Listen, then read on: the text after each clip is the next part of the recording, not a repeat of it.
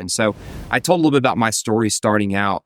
I was always excited to be an aerospace engineer ever since I was a kid. I worked for a really great company, had a good career, about 8 or 9 years full time. But I realized each year in my performance review that there was a limit on the progress that I could achieve.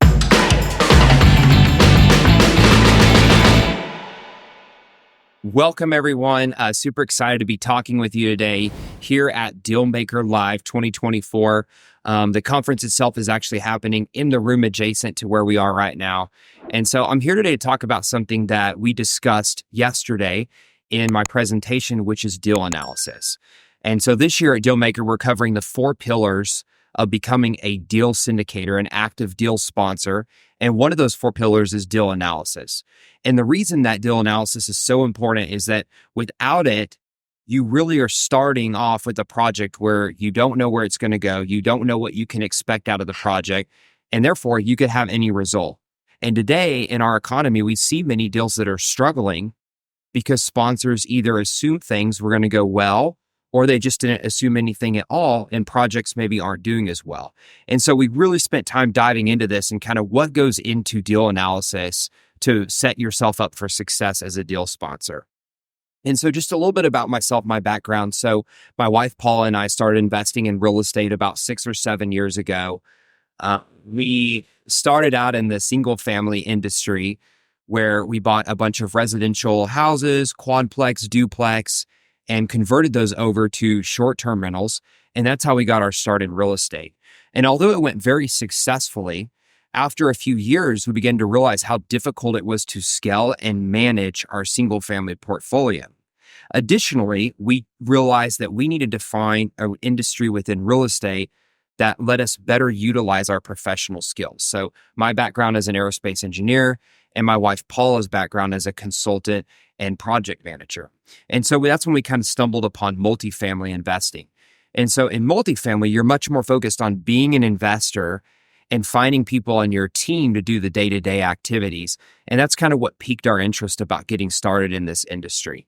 And so off we went about 4 years ago at the beginning of COVID. We joined Nichols' program, went through the program, successfully closed our first deal within a year, and then subsequently our second and our third deal. I then left my job 2.5 years ago to become a full-time investor syndicator. And then my wife, Paula, left her job about a year ago to join the team as well. And so we're both full-time investors now. We live in Dallas-Fort Worth area and do projects across Texas and Oklahoma. Those are our markets, and have had, a pretty good level of success now with well over 400 units under our belt and continuing forward very quickly. And so, one of the things that we thought about yesterday, or that we began to talk about, was like, what is it that makes deal analysis good or not? And the first thing that you really want to think about is your assumptions, okay? So when you're doing underwriting, you typically have a financial model. In Michael Blank's ecosystem, we use a model called the SDA, or the Syndicated Deal Analyzer.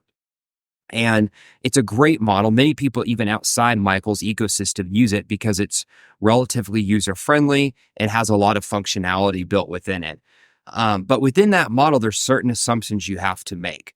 And so we went through some of those assumptions, talking about what do you need to consider and how do you go about accurately predicting, or what sources do you find to accurately predict those assumptions. And so the assumptions we looked at were things such as pro forma income, which is simply the income that you're trying to push the property to over time. Expenses, the cost associated with running an apartment, which is all the things that your PM needs, or your controllable expenses, plus your taxes and insurance. Your rent and expense growth. So over time, both rents and expenses associated with running an apartment go up. And we need to model those if we're going to be holding the deal over time. Our terminal or our exit cap rate. This is a huge deal that makes a lot of difference on the results that you see on your deal. And then your debt terms on the property. So unlike residential and commercial real estate, you don't lock in debt terms and then begin searching for a property. You find the property, and then many times, several weeks after that contract is signed, you lock in your debt terms. And so having a mortgage broker on your team to help you figure out what those reasonable debt terms are to model in your underwriting is crucial if you want to be able to meet the projections you have. And so we talked about a number of different sources that we can use in order to come up with these key assumptions. And I've already mentioned one, which is the mortgage broker associated with the debt. But then there's a number of other different sources that we looked at to find the other assumptions that I mentioned. And the first one that should always be at the front of everyone's mind is market experience. And so ultimately, your experience and your focus on a given market will determine a lot of how you do your underwriting. And so there's so many different inputs that come into my mind as someone who's focused on the Dallas market, as well as a few other tertiary markets within Texas and Oklahoma. But because I am saturated in those markets, I'm around other sponsors, I'm talking to other vendors and people in those markets, I have a lot of market experience, and that weighs heavily on my underwriting and helping me to be accurate. And so you don't want to discredit market experience. Another one we talked about was brokers. And so brokers are a wealth of knowledge. Essentially, they spend all day long looking at deals, talking to potential sellers, transacting deals, talking to potential buyers. And all that interaction helps them to be true experts within the market that they're in. And so they can help you with a number of those key assumptions, including income, expenses, cap rates, rent growth, occupancy, and probably a couple others. The important thing to remember with brokers, though, or I should say the two important things to remember, is that number one, they represent the seller and not the buyer. And so they inherently have a bias as someone who's representing the seller. But then secondly, their primary goal is to transact deals. And your primary goal as an investor is to invest in good deals. And sometimes those goals can be in conflict with each other. And so we talked about that while they are a wealth of knowledge, you always want to take what they have to say with a grain of salt. The next item we looked at was data reports. So these are things like CoStar, Yardi, Crexi, services like this that provide data that they gather up that's useful for multifamily investors. And so, we walked through actually some reports from CoStar specifically talking about how those can be used. But one of the things we highlighted is that the data in these reports is only as good as the information that goes in. And so if I have a CoStar report and I'm looking at, say, cap rate data as an example for an area, but there's only been one transaction in that area over the past year, I'm probably not going to get meaningful information about the cap rate on properties because there's a lack of data going in. Likewise, if you're talking to, other data sources, whether it's brokers or property managers, and they are not well versed in that market, you're going to be getting faulty data. And speaking of property managers, they made up another source that we talked about, which was third-party vendors. Likely your property manager is going to be the most useful of those third-party vendors, and they can help you with the normal controllable expenses associated with running a property, accurately predicting those. So these are things like the management fee, the payroll, the advertising, contract services, etc. But then there's other third-party vendors, such as an insurance broker or a tax consultant that can help you with those two specific line items, which have been particularly challenging for multifamily investors over the past couple of years. So we went through all these key assumptions and talked about it. And the one final source at the end that we talked about was comparables and how those can be used to find your pro forma income. And so all the other data sources that we talked about, whether it's property managers, brokers, or data reports, they derive their information about potential income or pro forma income from comparable properties. And so it only makes sense that you as an investor should be doing the same. As you're looking to purchase a property or become an expert in a certain area, take the time to first look at properties online. That's kind of level one. Then call the properties, ask them, what are their rents? What services are provided? What amenities do they have? And then kind of level three, the most detailed level, is to actually go do a property visit as a, secret shopping as a potential tenant and see all the details that you can about that property. Not just the rents, but once again, what amenities they offer. Do they pay for utilities? Do they not? Is their staff friendly and helpful? Do they try to sell you on renting an apartment, or do they just simply give you what you ask for and take no effort to get to know you and gather your information? So all these details are really important as you're looking at comparables. And so I recommend that as being the ultimate source for your pro forma income as you're building it out. So once we have our model all the way built out, in terms of the expenses, the income, the assumptions, the pro forma. We then have to decide how are we going to structure our deal. And there's a number of different things that we look at when structuring deals.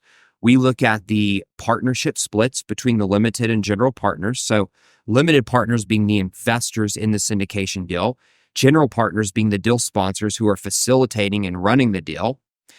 We look at preferred returns. And so if you're not familiar with preferred returns, it's simply the ability of a sponsor to give a certain X percentage of returns entirely to investors. So for example, if you have a deal that has $1 million of investor capital in it and you're offering a 6% preferred return and you hold that deal for 1 year, the first $60,000 or 6% of returns goes entirely to the investors. And this is kind of a safety stop, if you will, for investors because it ensures them that the sponsor is going to be working to beat that hurdle and make their profit on the deal. And also in the event that the deal underperforms, the investor is put first when it comes to providing returns back. And so we talked about preferred returns a little bit. Additionally, we talked about structures amongst general partners. And so typically on deals, there's multiple general partners that are playing a role. And those responsibilities vary in their technicality and their difficulty. And so there's a general partnership split amongst the sponsorship team. And so that's something that you have to look at as well when you're talking about the deal structure. And then finally, as we were talking about structuring deals, we mentioned that ultimately it's not your underwriting model that dictates how the deal is structured. It's the legal documents or the operating agreement, both between the LPs and the GPs and between the GP team. And so your SDA or your underwriting tool can have whatever returns, it can have whatever deal structure in it. But if that is not properly communicated and documented in the legal documents, it doesn't exist. And so it's really important to realize that as you're structuring a deal together. And so after that, we talked about some of the common pitfalls that I see from students who are underwriting deals today. And this is really where I think mentorship can be valuable because you have someone to kind of hold your hand or look over your shoulder and make sure that you're not making some of these mistakes as you're underwriting these multi-million-dollar projects. And the first one, which seems kind of like a duh thing, but it's the incorrect assumptions, okay? And so we talked about all these different key assumptions and, how you can make them, but it still is the most common mistake that I see personally when I'm working with students. They have assumptions that are incorrect. And so, when they do that, you have garbage in the model and then you get garbage out of the model. And so that's the most common mistake that I see amongst students who are underwriting deals. Another one is not modeling pro forma income over time. So say you have a property that currently makes $250,000 a year and your pro forma says that you can get it up to making $300,000 per year. Sometimes students in their scenarios tab, for people that are familiar with the SDA, they'll put that $300,000, which basically means on the underwriting tool that they are making that higher income from day one. That's incorrect. What you want to do is start with that $250,000 and then on the P&L tab over time, implement that business plan and raise the pro forma up to $300,000 gradually in a manner that your property manager is able to commit to. And so that's another common mistake. A third mistake that we talked about was not having your business plan, your hold time, and your loan term matchup. So what do I mean by that? In our business plan, when we're doing value add, we typically need 2 to 3 years to execute a value add plan, obviously depending on the type of project that we're doing, the size of the project, et cetera. And so, for example, if we have a project where conservatively we need 3 years to implement the business plan, we probably want to have an exit timing of 4 or 5 years because this will, one, give us enough cushion to implement that business plan, but two, it will also it will not be such a long hold time that we're watering down the returns from investors. The sooner we're able to get that business plan executed and sell, the better the returns we can get for investors. And that's typical of the syndication model. And then finally, when talking about debt terms, many investors coming from the single family world are unfamiliar with the prepayment penalties associated with commercial debt. And so, they'll see the terms on, say, a 10-year loan product where they might be getting a better interest rate, higher loan proceeds, perhaps more years of interest only, and they'll sign up for that loan when in reality, they have a 3-year business plan and a 5-year hold time, And that winds up being prohibitive the prepayment penalty winds up being prohibitive of them being able to sell at that 5-year plan. In other words, it costs too much to exit the loan to be able to sell when they want to. And so that's something that also is very important to look at when you're reviewing underwriting and reviewing a business plan. And then finally, probably my favorite is just the emphasis of valuing project or progress over perfection. And so, one of the quotes I shared with the group that I learned back in my engineering days doing analysis and working with engineers doing analysis is that most often the 95% answer today is better than the 100% answer tomorrow, okay? And so notice I said 95%, not 50%. And so it's not an excuse to say to do sloppy work or not have all the details ironed out. But what it is to say is that you're never going to have a perfect model. All models are wrong. Some are useful. You're never going to have a perfect analysis model. And so with that thought in mind, you make the most accurate model that you can, and then you make a reasonable but conservative decision based upon that model, on that underwriting. And so I think that that's something that I see a lot of students, they get stuck in this analysis paralysis where everything has to be perfect, not realizing that everything will never be perfect, right? And so we talked about that a little bit too. And then finally, the final topic that, I kind of mentioned was something very personal to me. When I started in this industry several years ago, I came from an industry, engineering, where I would say networking, relationships, collaboration is not valued in the same way as it is in the business world and the real estate world in particular. And so I did not realize the value of relationships. And so I put up this slide with all kinds of different pictures, fellow partners that I've had, brokers, friends that are syndicators, third-party vendors, all kinds of different people that play key roles in my syndication business. And then I mentioned how I would have never been able to arrive at where I did without those people. And so I think a lot of people like myself who are the more engineer, analytical, numbers type of people, they fail to realize the value of those relationships, and particularly how they can play into that market experience piece that I talked about. If you want to be a successful underwriter, you have to be experienced in the market. And to be experienced in the market, you need to have those types of relationships. And so that's kind of something else that we spoke about. And so, playing on my career as an engineer and the analysis topics that, I looked at as an engineer, there's so many lessons that I carried with me into the syndication world today. I've mentioned a couple of them, like the, progress over perfection and, all models are wrong, garbage in, garbage out. But, one question that a lot of people would ask is like, why would you want to leave an engineering job, a career that you had pursued since you were a kid to be a real estate investor? And so I told a little bit about my story starting out. I was always excited to be an aerospace engineer ever since I was a kid. I worked for a really great company, had a good career, about 8 or 9 years full time. But I realized each year in my performance review that there was a limit on the progress that I could achieve. So I would go into the talk and it would be something like this. Jonathan, you've done a fantastic job this year. You've exceeded our expectations. You traveled, you worked overtime, this, that, the other thing.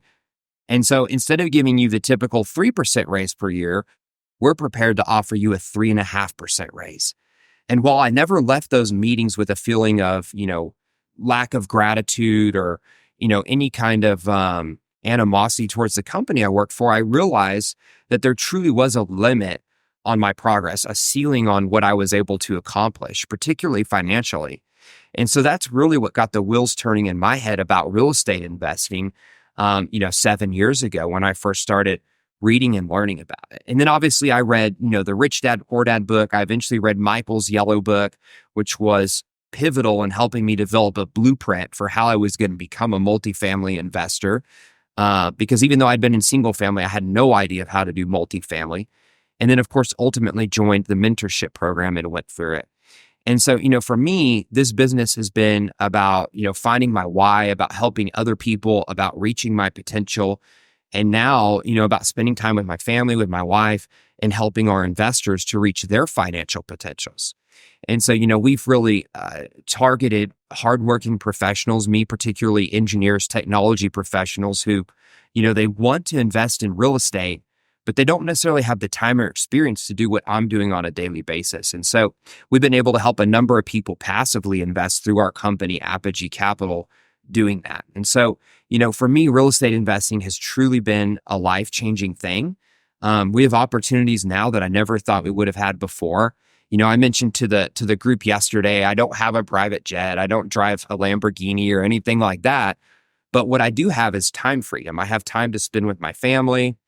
We just got back from a trip visiting Paula's family a couple weeks ago that we very likely would not have been able to take because we probably would not have had vacation days to do so going back, several years.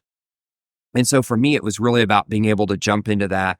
Last fall, we were able to go to Europe for almost 2 months straight. We rented a car, drove all around, and just had a fabulous time. And so it's about living life to the fullest each day. And so I'm just so grateful for what, real estate has been able to help me do in my life.